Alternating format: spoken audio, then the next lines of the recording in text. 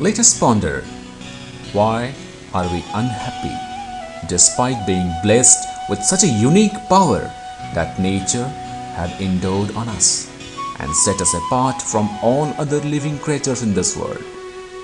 Actually, we are divided into higher self and self.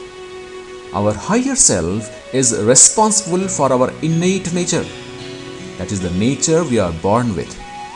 It follows the rule of the nature, and that is to change. So it is in kinetic inertia. Our innate nature is to help, to give, to forgive, to be kind, to think, and to do fair. It is called Paramarth in Sanskrit. Act of this kind leads to our happiness. We enjoy changes, challenges, and complexity. In this way, our higher self prevents any monotony in our life and keeps us always active, lively, energetic, vibrant, and enthusiastic. But to become stable and remain stable is the tendency of every object in the nature. Our self wants to remain stable. It wants to get without giving. It is called swarth in Sanskrit. It tends to be in static inertia. It doesn't want to move. It wants to achieve things without spending physical or mental energy. It tends to find the shortcuts to success, and in the process it violates truth, justice, others' body, and every law of the nature. Our self prays for lesser burden, in contrast to our higher self, which works for stronger back.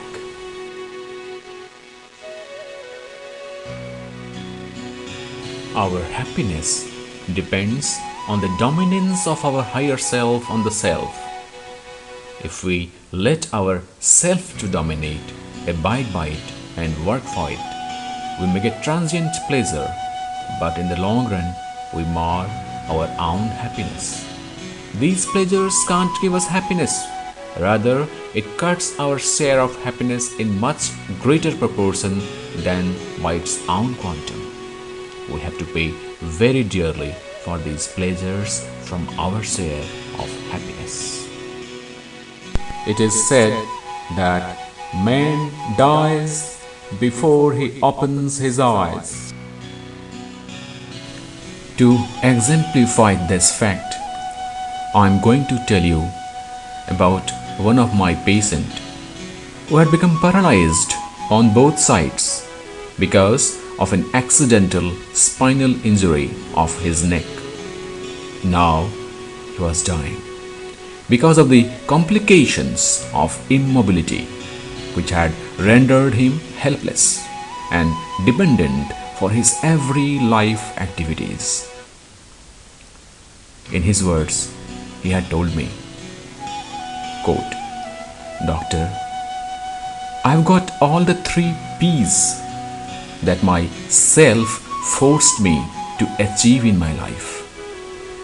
These P's are power, property, and false prestige. These 3 P's gave me pleasures, but at last they are ultimately perishing me life. I got pleasures, but I couldn't get happiness. I didn't give anything to this world. Rather, I spread animosity, misery, and hatred to meet the demand of myself. I have realized this now, lying helpless on my bed. Misery is what one should demand, because it is misery which helped me realize the secret of happiness. But my eyes have opened at a time when I have to pay for my every breath in this hospital. If anybody else could get lesson from my suffering, I think I could give this world something in some way." Unquote.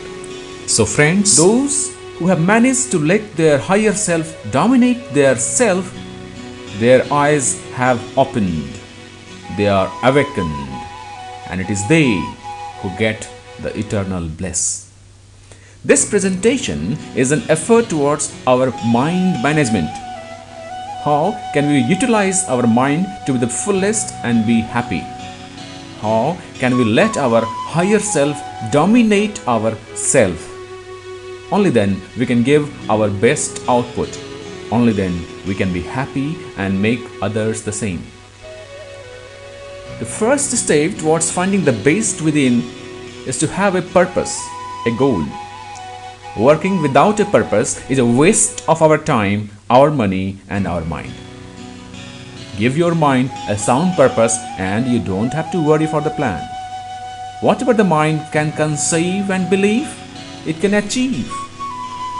Your mind gives you many ideas and plans, depending on its previous experiences with this world.